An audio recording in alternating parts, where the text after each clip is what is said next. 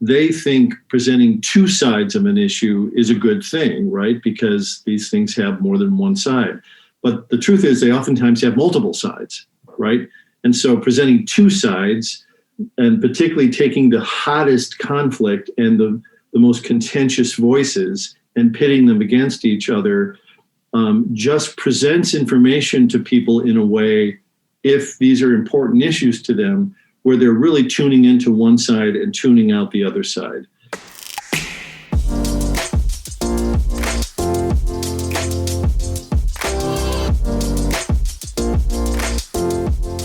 Welcome to the follow-up question. I'm your host, Michael Ashford.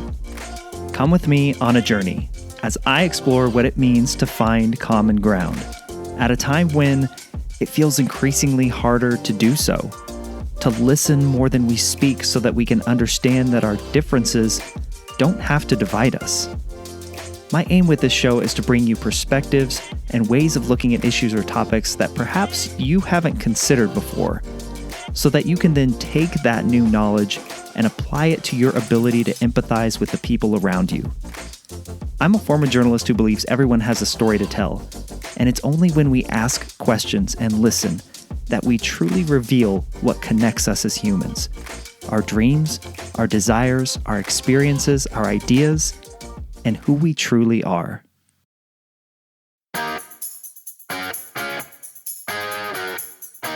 One of the most fascinating aspects of my time as a sports reporter was the experience of being one of the few neutral observers in the crowd.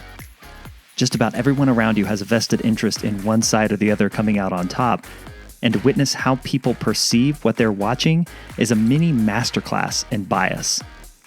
One of the most polarizing targets of any sport or game is the presence of referees, umpires, or officials, the game's regulators and rule enforcers.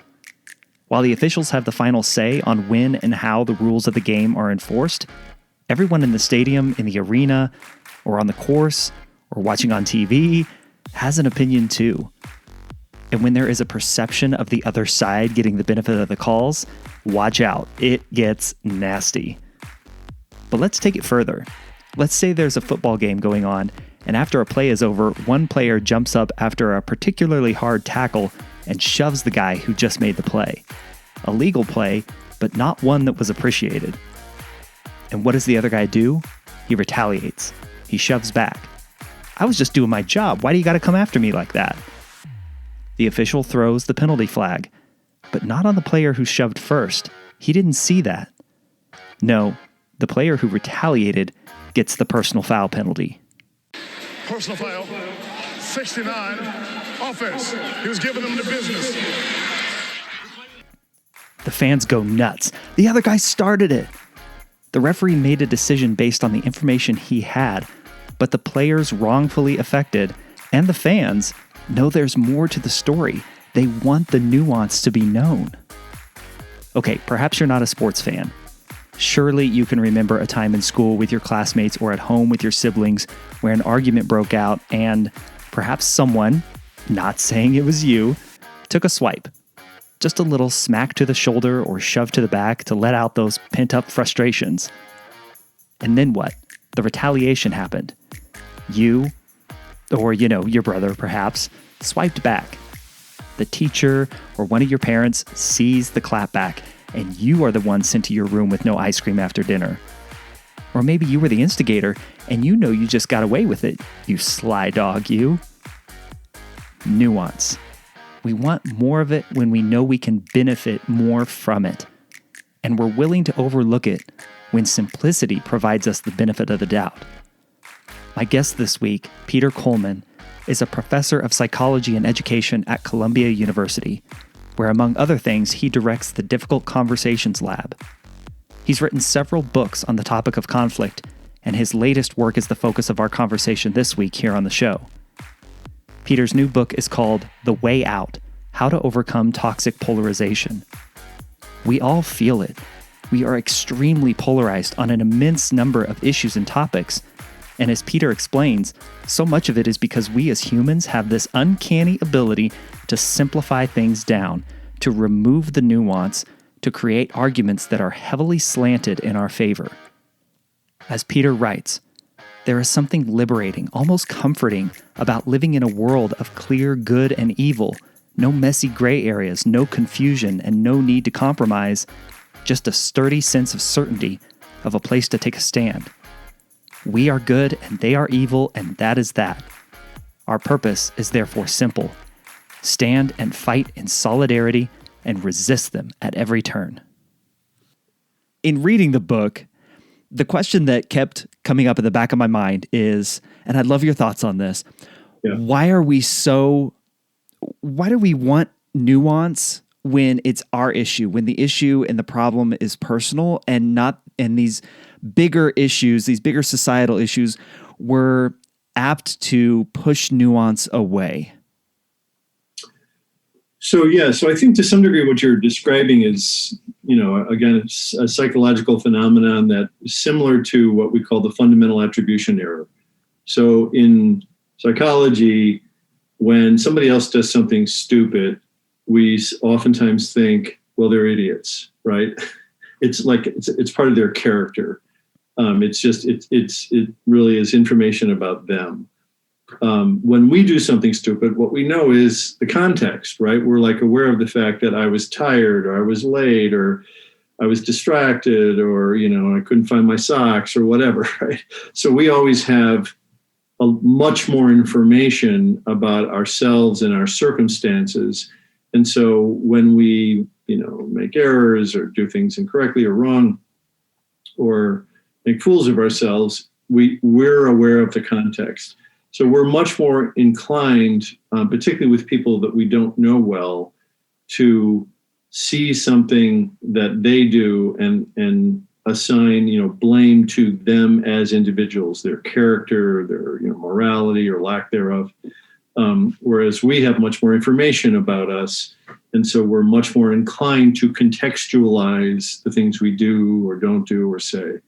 So that's part of what's operating, I think, there. I mean, the other thing I will say is that humans, in some ways, are repelled by too much complexity, too much chaos, too much confusion. We may like it in movies or novels, right? But in like other people's life. But when it comes into our life and it's affecting our life, when there's something that's happening to us, but it seems chaotic or complicated or hard to comprehend, we are not comfortable with that, particularly if it's in any way threatening. And so we are hardwired to simplify, oftentimes oversimplify these kinds of problems, and see them in terms of, again, us versus them. They're, evil or idiots or, intentionally trying to harm us. We are victims of their insanity, right? So we are, in some ways, as human beings, we have all kinds of cognitive limitations and emotional limitations about what we can process. And if there are threatening problems, climate change, immigration, healthcare, these are immensely complicated issues that most of us don't comprehend, right? So it's easier to fall prey to what the politicians tell us, which is that, well, they're all socialists coming for you, or the immigrants are coming for you, or, those stories are easier to hold on to. They help us make sense of our anxiety and our frustration. And, there is this inclination for us to oversimplify things that are really hard to make sense of, because it's demanding, it's exhausting. And, if you do feel threatened, you feel a real basic need to do something, right? To respond. And if you realize that it's complicated and there are a lot of gray areas and there's sort of good people and bad people on both sides, it's hard to know how to respond, right? So we like to have simple rules that we follow under those conditions. And unfortunately, that's what usually happens when either they are doing things, those on the other side of a divide that we don't like, or when we just face in our world highly complicated problems. Is there a way to train ourselves to get better at handling the complexity? Yeah, there are. In fact, we've done studies on this because there are some what we call competencies, because a lot of these things that we measure and talk about and study are sometimes seen as, personality traits or individual differences.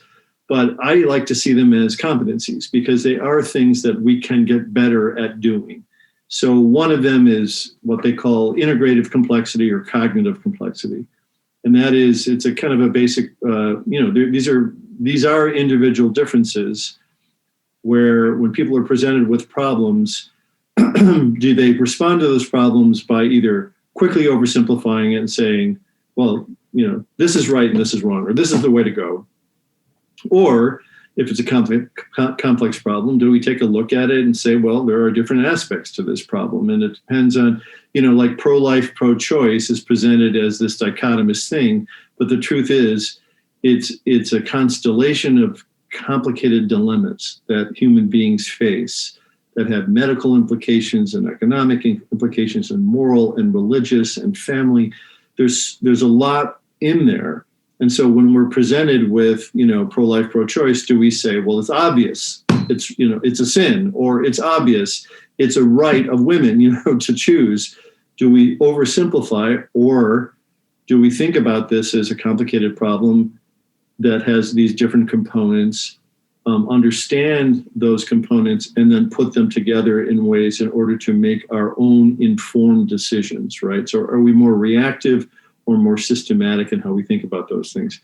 And all of that is trainable. So integrative complexity is what I'm describing, which is the tendency to not prematurely oversimplify new problems or just get lost in the complexity. It is that you see a problem, you see that it has different components and different pieces, you gather some information, and then you kind of put it together and make a decision, right? But you don't just react or just get polarized by its complexity. You break it apart, see different aspects, and then make a decision. And then you look at the consequences of your decision in a more nuanced way, and then you may maybe make a different decision next time, right? So that is a process that is trainable. And in effect, Tetlock, Philip Tetlock, who's at Penn, has done a ton of research on this over the years. Sudfeld and Tetlock have created the measures on this, and he's done really interesting research with the CIA in helping identify people that are better, what they call super forecasters, people that can predict things out, right? So he wrote a book a couple of years ago called Super Forecasters. And what they find is that those of us that have so let me just be clear on what this is. So Tetlock has been a critic of experts, pundits on television who will say the market's going to go up, or the market's going to go down, or war is going to break out on this date.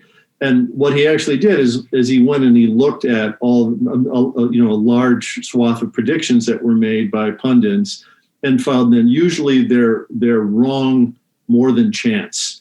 So he kind of, his criticism is that many of these people say things and nobody follows up and checks them and says, well, you were wrong, but most experts are wrong more than chance. And so what he did is said, well, are there people that actually are pretty good at forecasting events out a year or a year and a half? And that's kind of the baseline for humans is, the world is so complicated and the issues that he's interested in are complicated. So we can't do 5 years out, just too many factors. But some people are pretty good at gauging things a year or a year and a half out. And that's who he's studied. That's a group called Super Forecasters. They have, I think it's called the Good Judgment Project. It's a website. It's Langley and UPenn did this together. And you can go and they ask you to make predictions. One of the things they found to be common with people that are good at that are that they have basically more nuance and complexity in their understanding of things. So they tend not to be experts like in one thing, like deep in economics or deep in business or deep in politics. They tend to be people who, go down a lot of rabbit holes. They're just curious. So it's like, well, that's interesting. I didn't know about that. Let me learn more about that. So they tend to kind of chase a lot of different ideas, but they also have more diverse networks of people that they talk to. So if they have an idea, they'll say to a friend, what do you think? And they'll say, I think that's insane, and this is why. And they'll talk to somebody else and they'll say, well, actually, I think that's a pretty good idea. So they'll get a lot of diverse perspectives informing their own opinions, and that helps them make more realistic judgments about the future. So these are things that people can be trained to do. Our educational system could promote higher levels of complexity in thinking. There's a great game that was created by a guy, I think it's called the World Peace Game. And he created this for middle schoolers. And it's a kind of curriculum that he created. And he actually has a physical thing, which is the world. And it's multi-level, and there's weather, and there's politics, and there's nation states, and there's all kinds of things happening simultaneously. And what he does with middle schoolers is through the year, they every day make decisions about the world as it's changing. And if you go, there's YouTube videos interviewing these kids about their experience of this game. And so that is a game that promotes awareness of highly complex things, of how complex systems work or don't work, of the surprising things that happened. And these kids' testimonials are fantastic because they love it. They find it immensely frustrating and complicated and engaging, right? And so they're all saying, it was the hardest thing I ever did, and it was awesome. So that's what we want to do in our schools, is not just around conflict and peace, but around complex problems. We want to immerse them in environments where they have to kind of tolerate not knowing and understand the unintended consequences of well-intentioned actions, but realize that they're not helpless, but be more humble about what we can do with complex problems. Dr. Coleman has spent decades researching how we get ourselves into deeply divisive states, and more importantly, how we get ourselves out. One thing is for sure, we are never going to debate our way to agreement. This mock trial style of discourse aims to score points rather than resolve conflict. And as you'll hear Dr. Coleman discuss throughout the rest of our conversation, it's far too simplistic. If you think about all of the issues that have polarized our society, you can't say that they are isolated disagreements about tangible, provable facts. Take the COVID-19 pandemic, for example. How many ideological viewpoints influence each person's response to lockdowns, quarantines, vaccines, school reopenings, mask wearing? Each person's beliefs are an amalgamation of their economic, political, and religious background, their race, their gender, their social standing, their upbringing, their access to information, and the influence of their families. But what's fascinating, as Dr. Coleman writes about in The Way Out, is that instability can actually be a positive thing to bring about a way out of toxic polarization.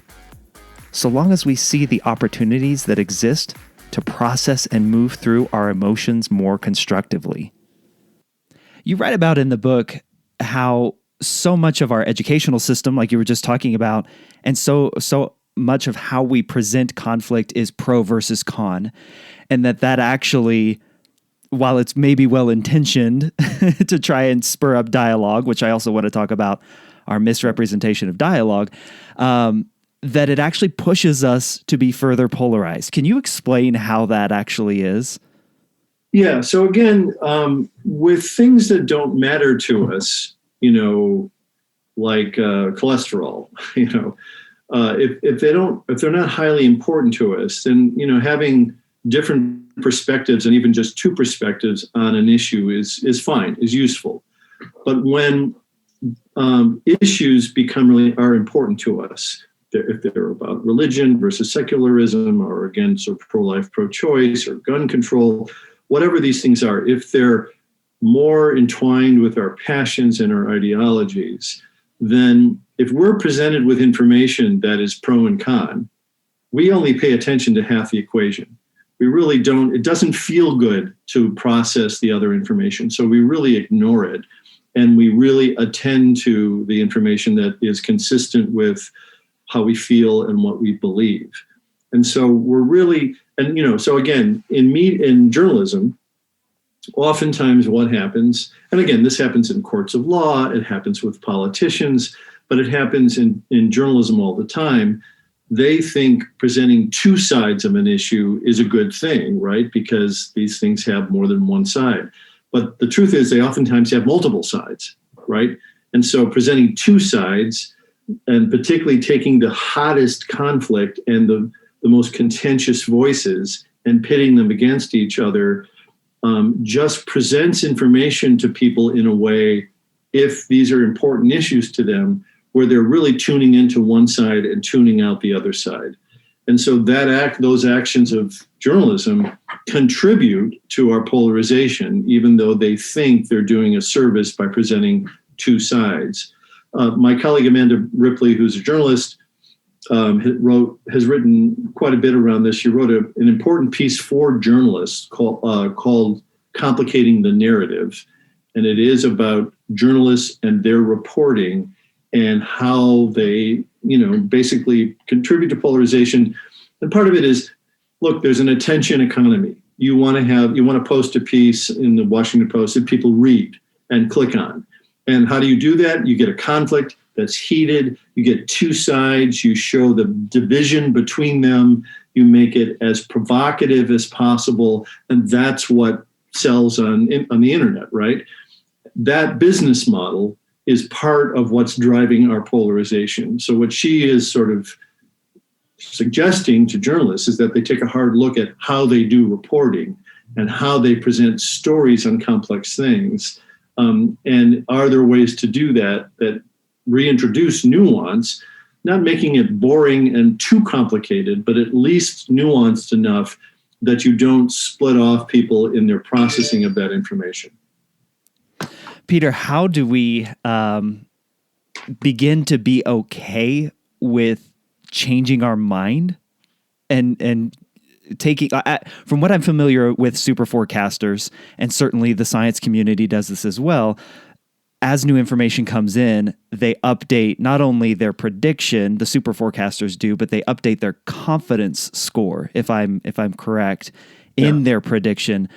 How do we become to be okay with because you talked about earlier, we want to simplify it. We want the right and wrong answer. We want the pro versus con, or we think we do. How do we become okay with changing our mind? Yeah, again, I think certainty is one of the pathologies of our time, because there's a great play written by John Patrick Shanley called Doubt. And it was written during the Reagan administration. And it is about religion. It's about a priest and a nun and about a school. I think it's a Catholic school. And I think he's accused of a sex, predator activity with kids. And the play sets the audience up to be sure he's guilty. But then what unfolds is, well, maybe that's not the case, right? And what the whole experience of the play is supposed to be about is trying to kind of create the conditions that we often fall into, where we're certain that they're wrong, they're right, and that's the God's truth. But oftentimes when you get more information about things, what you start to realize is that there's much more nuance there. And because we're responding to what is an oversimplification of something, we're creating worse problems, right? There's a piece in the Atlantic in 2019 about a place called Watertown, New York, and it's one of the more politically tolerant places in the country. I write about this a little bit in the book.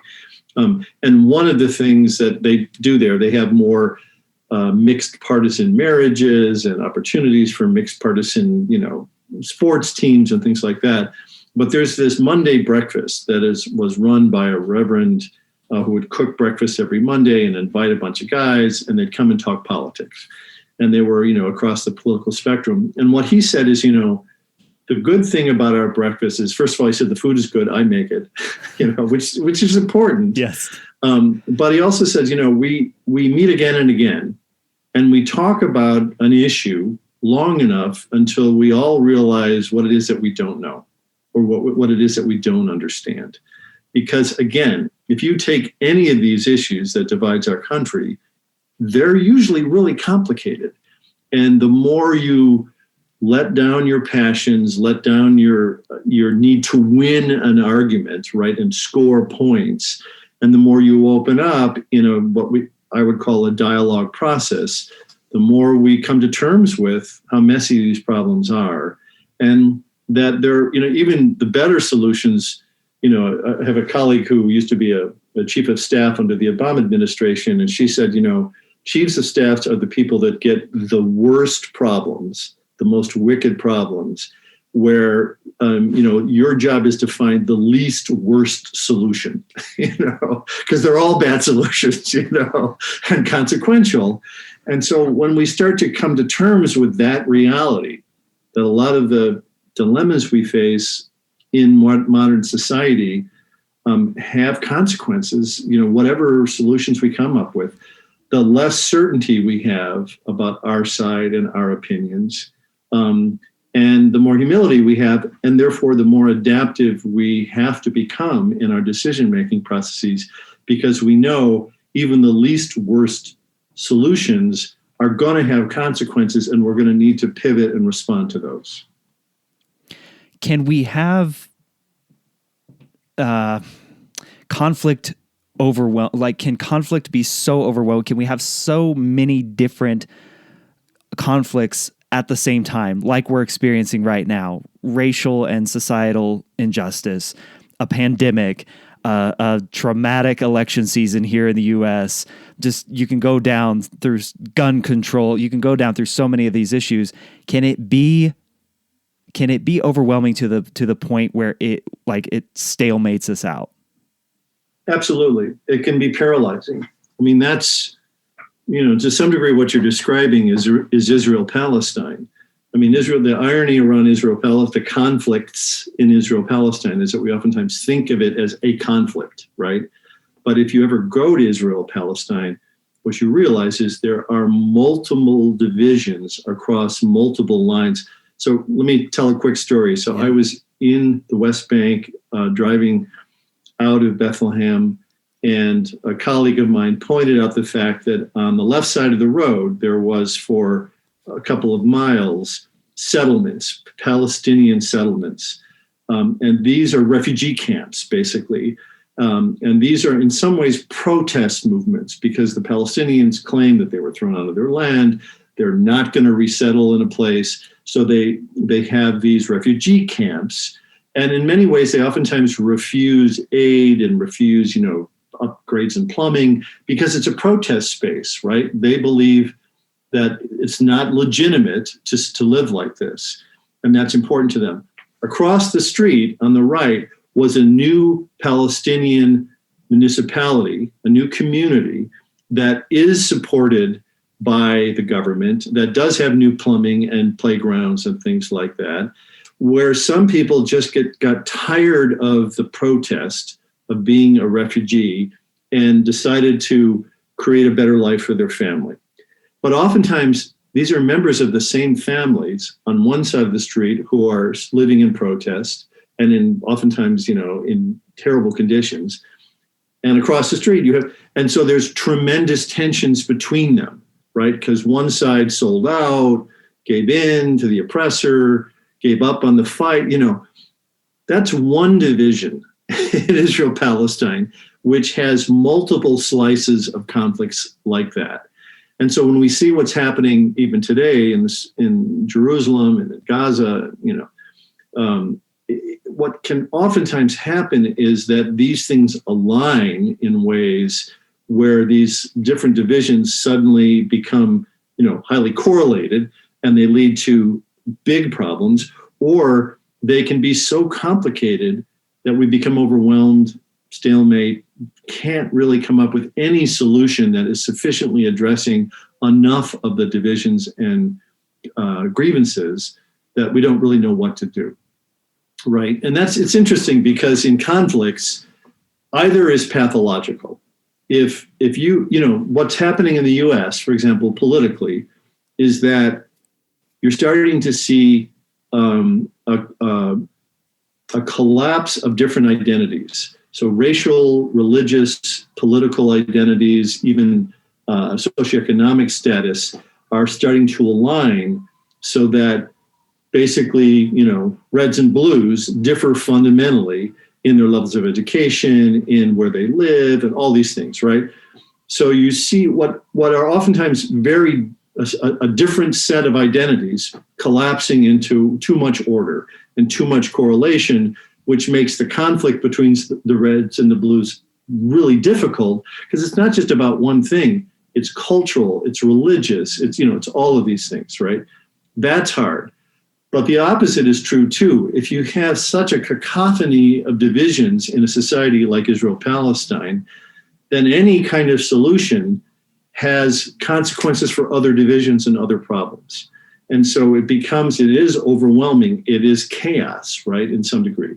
So what we look for is something in the middle, something where there are sufficient differences that they keep, groups in check, but you have sufficient solutions in order to begin to remedy some of those things. But either of those extremes, complete chaos in multiple divisions or too much order in the divisions, can be highly problematic. Do you see that middle point, that middle area?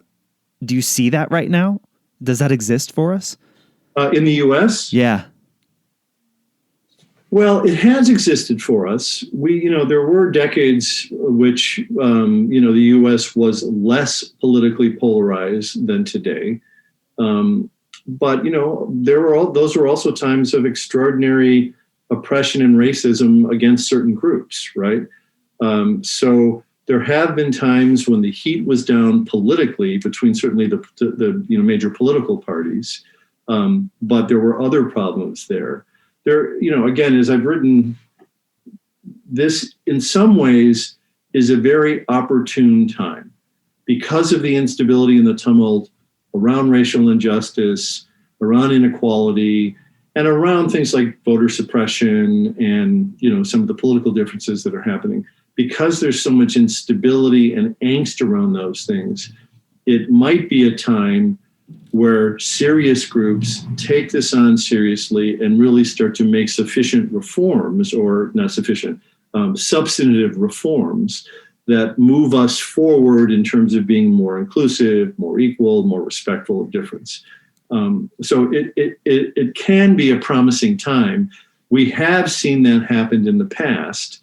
And yeah, I think that there are pockets of it. One of the things I write about in the book is what I call positive deviance. And that is that there are groups. The truth is, in any kind of long-term protracted conflict, you see what a woman at Harvard Law School, Gabriella Bloom, calls islands of agreement. So even in like Kashmir, right, India, Pakistan's protracted conflict, or the Middle East, or Northern Ireland during the worst of the Troubles, there are always individuals and groups that are willing to and able to keep the conversation going across the divide, do reasonable things. And they're sometimes surprising groups. They're not who you think they are. They're like in Mozambique during the Civil War, it was fishermen. So there were, it was a war, and it was a civil war, and it was a terrible, bloody civil war, and it was an extremely dangerous time. But fishermen were allowed to fish and then basically cross enemy lines because people needed their food, right? And they became kind of a conduit of information and understanding at a time of war because both sides needed fish, right? So there are, sometimes clergy groups or youth groups or women's groups, or, there are these groups that can come up in these places that we call positive deviance, and they exist in America today. I want to point your listeners to, there's an initiative called Bridging Divides Initiative. It's at Princeton. and it's headed by a woman named Neelan Parker.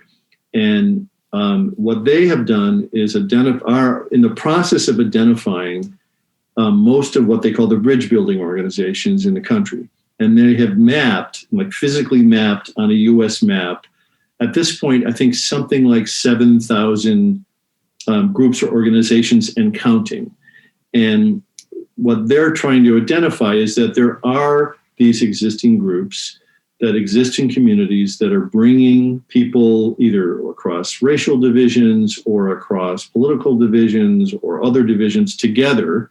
Sometimes they're community-based organizations that come up around a particular issue, but that are effective and stick around.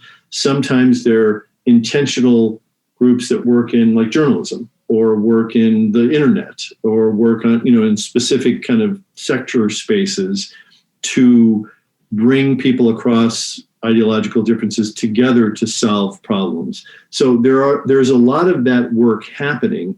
That's a very promising thing. And what I've been recommending to the Biden administration is that they don't create some new program, that they scale up and support and encourage what is already there. Because to me, that's the kind of, immune system of communities, is the groups that are already doing good work to kind of fight vitriol and hate.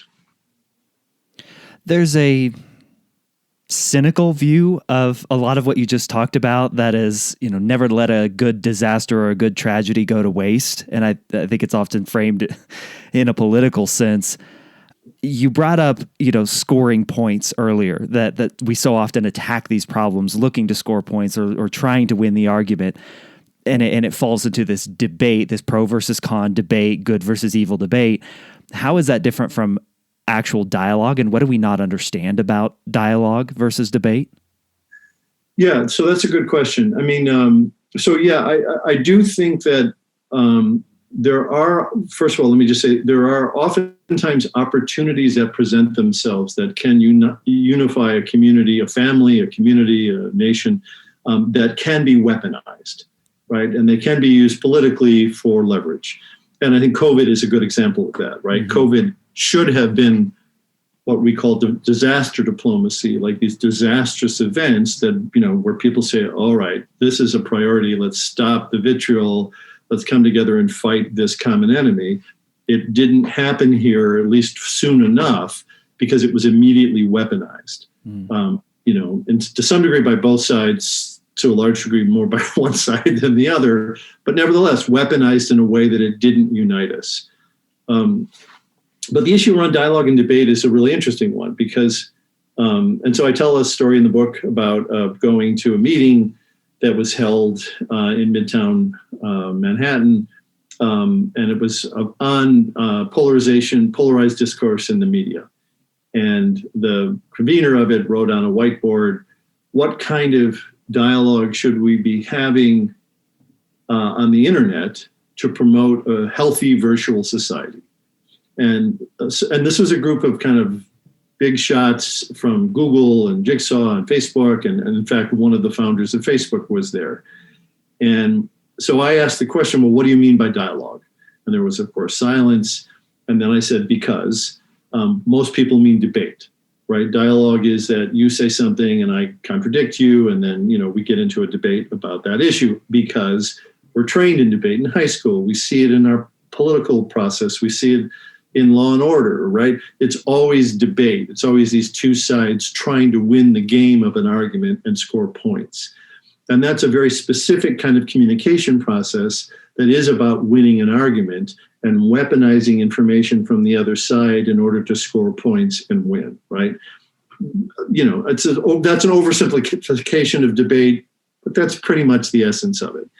And it's a tendency we all get into. And also, when these issues are important to us and we're angry at the other side, it just feels better to get into a scrap like that with somebody and attack their ideas and their thinking and whatever, right? So that's our inclination. And what I said to this group is dialogue is exactly the opposite. Dialogue is a process of listening and discovery that is open. It's not closed and strategic. It is about the fact that, like this breakfast up in Waterton, New York, that we talk long enough that I hear your story and what is important to you. And even in the telling of my stories, I learn about me. I learn about things about me and my own ambivalences that I frankly wasn't paying much attention to or wasn't aware of.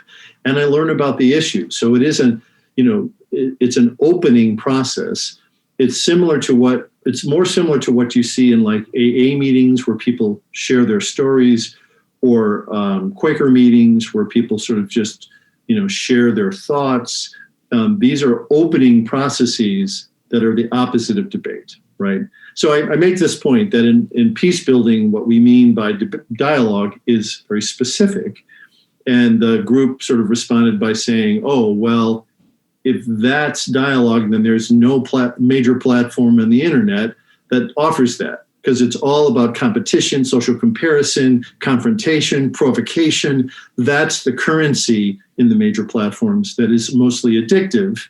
And that's what most of those business models are organized around, not around opening and learning.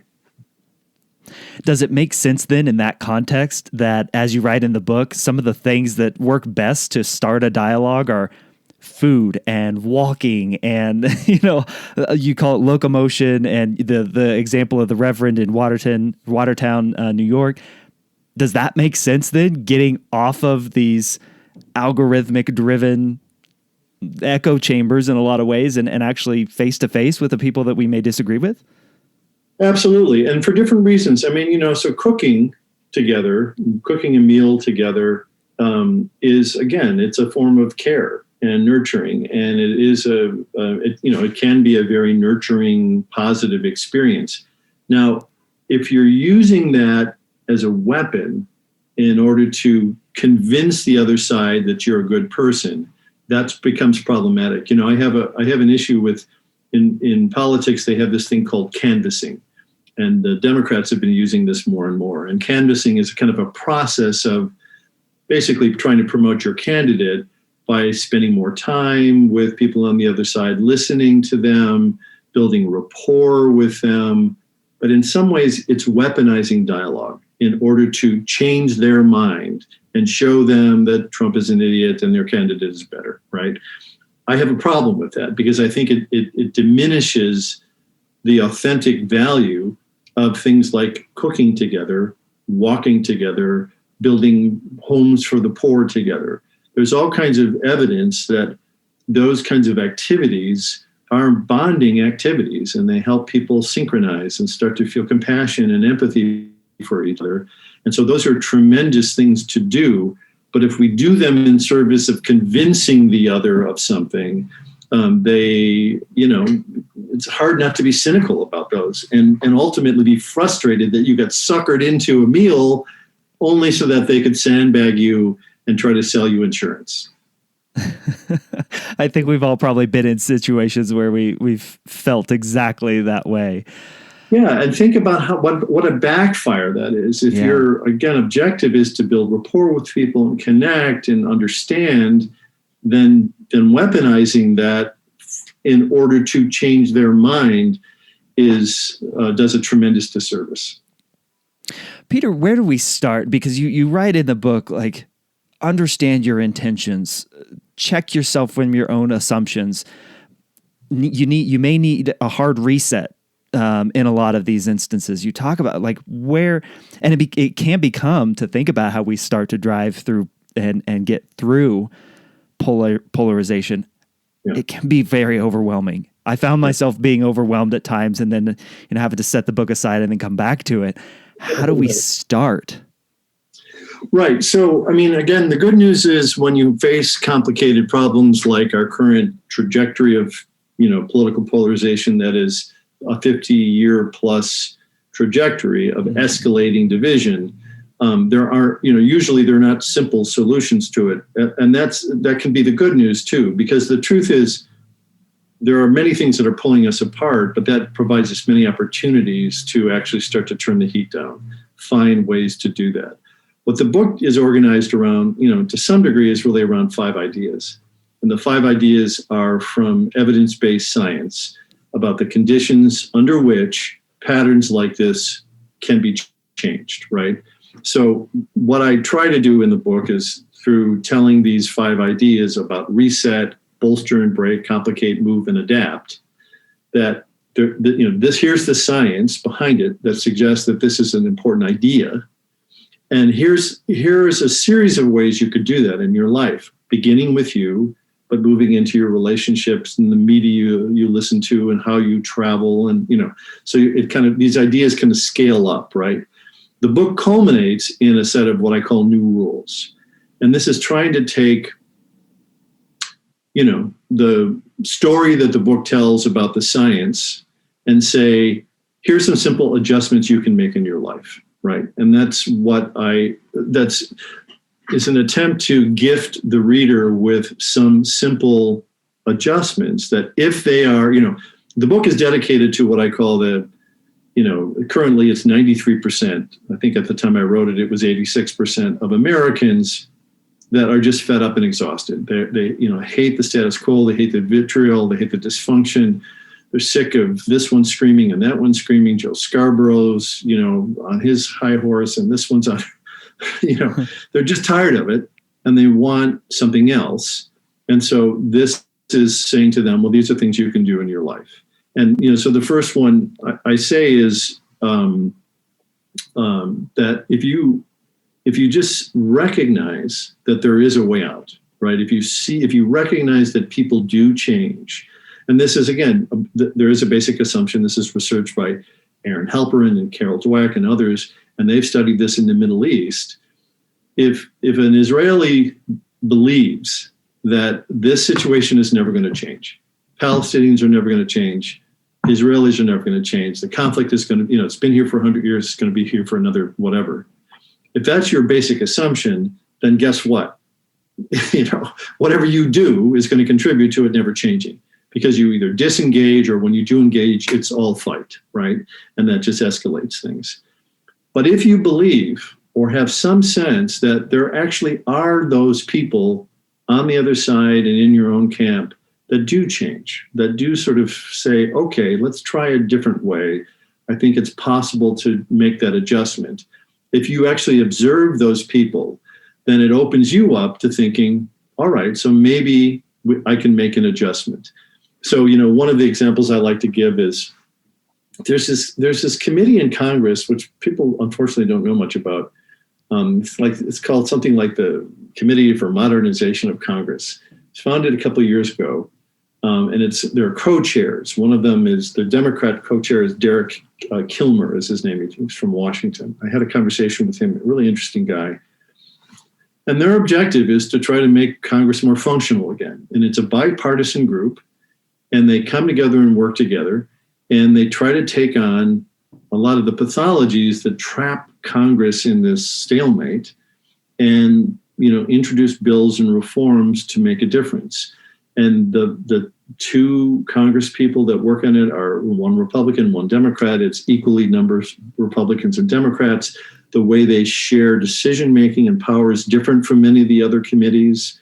And it really is an example of positive deviance in a place where you see very little of that, right? You see you see winners and losers 98% of the time. This is part of that 2% that are actually trying something different. And so if you pay attention to them, and that they're doing things and they're doing real things and they're making real progress, it's hopeful. And it has implications for the fact that it's possible that people can change, and there are different ways to do things. And there are even Congress people that are doing that under these extraordinary circumstances. If they can do it, then maybe I can do it too. So just that simple check of your assumption, And so again, this, you had asked about how do people have these dialogues? Well, again, if you really want to have a dialogue, if you really want to learn about them, about the issues, and about your own stuff around this, then you have to ask yourself, before you engage in one of these conversations with a neighbor in the elevator or somebody in a podcast, right? What do you want to do? Do you want to prove that they're wrong? Do you want to fight the fight? Do you want to escalate the situation? Or do you want to engage in a process that's more open? Now, the truth is, it doesn't mean that you have to agree with the other side. It doesn't mean you have to cave and give in, but the dynamics matter. If I come, if you and I were differed on an issue and I came in with guns a-blazing and attacking your assumptions and attacking your ideas, we're just going to go up, right? And once you're up, it's really hard to get that horse back in the barn, right? But if you start the conversation differently, then it does have the potential to move in a very different direction. Let me give you a really good example of this, which is there is this group. So Dave Isay is the founder of StoryCorps, which many people know it's a kind of, been a staple of National Public Radio for decades. And it really usually is a space where you bring people together and they talk to each other and they tell them stories. They've been using that methodology for the last couple of years in an initiative called One Small Step to bring Reds and Blues together in conversation across the political divide. And they've been very smart and systematic about it. They started slow. They started in 4 cities. They recruit a lot of people from the right in the right-wing media in order to encourage more exposure to more people. But they do a very important thing, which is that once they get people to agree to these conversations, first of all, they give them the options. They'll have the conversation and they can choose to either delete it, share it with a One Small Step, StoryCorps group to analyze, or even go public with it, right? But you have that control. So if you don't like the conversation, you can just say, I'm out. Either party, right? Very important. But more important, I think, is they encourage them not to talk about politics. They encourage them to write down their story about who they are, how they grew up, what's important to them, why this stuff matters. And then they share their stories. And then from there, they have a 40-minute conversation. And the idea is, instead of getting into this win-lose game of Trump is great or evil, it is about us and where we came from. And it is the capacity for a kind of a humanizing experience, a transformative experience that can be very powerful for those two individuals.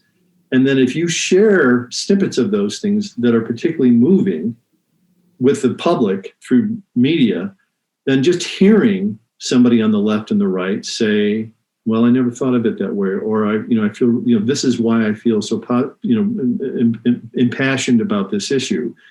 Those, just hearing those encounters can plant seeds of doubt.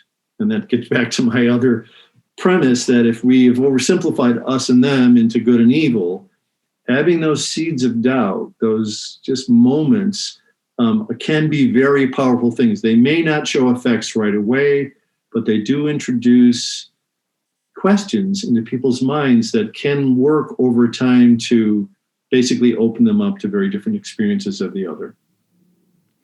I'm reminded of the story and the example that you use in the book quite often of the Boston group that came together after a series of shootings at some abortion clinics. You had pro-choice, pro-life folks come together to discuss the issue. One of my greatest takeaways from that was you had mentioned how they actually came out of those talks more firmly entrenched in their beliefs of what they came into the meeting with, but the dialogue that was had introduced those questions, those doubts that made them understand and empathize with the other side better. Is that what we should be aiming for as the goal for all of this? I think so. Certainly, on some issues, pro-life, pro-choice issue is a challenging issue because, again, it's a complicated issue in many ways. But some people really, sort of believe abortion is a sin, and some people believe it's a human right of women to have that choice, right? And those are the narratives that it organizes around. Mm-hmm. And it's highly unlikely, at least at this point in time, with what we know from science and other things and religion, that those things can be reconciled, negotiated in any meaningful way. But it doesn't mean that you need to vilify anybody with the opposing point of view. You need to see them as evil. And that's how these women, when they first met and they were invited by Laura Chasen and the Public Conversations Project to come together, they were afraid for their lives. They thought, the pro-life women thought that sitting down with, 3 pro-choice leaders from Boston would taint them because they're evil women that are advocating murder of children. And how could they sit at a table with them? And it would get on them. It would get on their souls. So they really, saw it that way. It was like a toxic encounter. And so that's where they started, right? So move ahead 6 years later, after 6 years of a clandestine process, and what changes is their understanding of them and their understanding of me, right? Because that's one of the kind of fascinating things that happens is the women sort of say, when you're an advocate, you never talk about your ambivalence about your positions. You just don't go there because you're trying to say to people, mobilize, march today. This is why they're, we got to go after them. But this opened up their own ambivalence about their issues and their strategies and tactics. It certainly opened up their feelings of warmth and respect for the other side and their awareness of the immense complexity of the issues that they face. But yeah, what you describe is kind of fascinating about this encounter, and this is not particularly uncommon, is that once you get into a dynamic or a group with others that you start to love and respect, you really want them to understand what's important to you. And this group agreed to basically put away the automatic vitriolic speech, that the rhetoric that their sides usually use to weaponize, and really speak to the heart about why these things are important to them. So these were hard conversations, but they were real conversations. They were authentic conversations, and they were transformative in terms of the relationships between the women and their respect for each other and their care for each other and their willingness to protect one another. And they became more polarized on the issue because their discussion of it became more personal and more connected to their own history and belief systems, right? So it is this kind of paradoxical thing. Some of these issues are not negotiable or solvable in any kind of traditional way. They're not things that you can write a contract over, but you can agree to disagree on this issue in ways that are respectful and tolerant, and that recognize the good faith of the other side as well as your own side. Peter, what's a question that you wish you were asked more about the work that you do? Oh, that's a great question. I guess that question. I have to think about that for a second. What do I wish I was asked more about the work that I do? I guess, to me, the big question is, why doesn't everybody know this? Why isn't this have enough currency in a modern society so that we are more respectful and tolerant of one another? And I do think that there are reasons of efficacy, like negative campaigning works. It mobilizes your side against the other side, and it works. Competitive models, contentious models on the internet work in terms of market share and in terms of money, right? And addiction, like it does we become addicted to these kinds of processes. So in that way it works, but the long-term consequences of that addiction is toxic for our personal lives, our relationships, our society, right? So, I guess that's the question that is interesting to ruminate about, is like, why don't we get this? This is not, it's neuroscience, but it's not rocket science. This is the kind of stuff you learn in kindergarten about respect the other and, try to be friendly and, and stand up for yourself, and all those things simultaneously can be true, right? But I do think that we are subjected these days to forces that are beyond us. It's not just my attitudes and your attitudes. It is that the systems in which we function, in the internet system, in the news media system, in the political system, in the economic models behind a lot of what's driving these things, these are huge structural challenges that are pulling us apart. And so to some degree, they're not things that we as individuals can solve. We can mitigate them. And, part of what I'm trying to do, frankly, is launch a social movement because, I've mentioned briefly that the Biden administration, I've been sort of informally informing the Biden administration for several months now about what they should do about polarization. And, I don't know, other than like the Derek Kilmer congressional committees that do that kind of work, I don't know if Biden is in a good position to do much about political polarization when 70% of Republicans think he stole the election, right? Because he's in the epicenter of the heat.